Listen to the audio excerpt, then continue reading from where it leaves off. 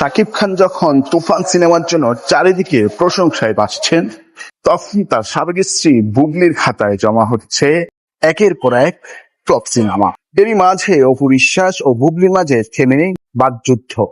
শাকিব খানকে নিয়ে দুজনেই মেতে থাকেন নিজেদেরকে আলোচনায় রাখার জন্য। চিত্রনায়িকা শবনম বুবলির সিনেমা ক্রমাগত ফ্লপ করায় নির্মিতব্য একটি ছবি থেকে তাকে বাদ দেন পরিচালক এমডি ইকবাল।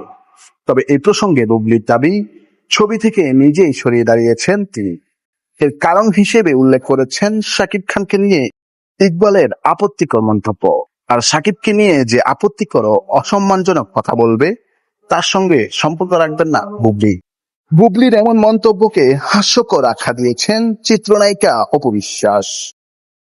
তিনি ব্যাখ্যা দিয়ে বুঝিয়েও দিলেন বুবলি যা বলেছেন তা সঠিক নয়। অপু বিশ্বাস বলেন, নিজে ছবি থেকে বাদ পড়ে শাকিবকে দেয়াল হিসেবে ব্যবহার করার চেষ্টা করছেন তিনি। দুর্বল গেম প্ল্যান। অপু বিশ্বাসের ভাষ্য, ছবি থেকে বাদ না পড়লে শাকিবের প্রতি দরদ দেখানো এমন কোনো বাক্য ব্যবহার করতেন না বুবলি।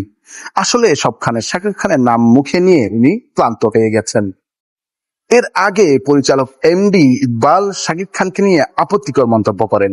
এই মন্তব্যের বিপরীতে বুবলি বলেছিলেন, আমার পরিবার বলেন, সহশিল্পী বলেন, স্বামী বলেন, সব সম্পর্কের ঊর্ধ্বে আমার সন্তানের বাবা বলেন, তাকে নিয়ে যদি কোনো ব্যক্তি অসম্মানজনক কোনো মন্তব্য করেন, আমি অবশ্যই সেই ব্যক্তিকে এড়িয়ে চলবো।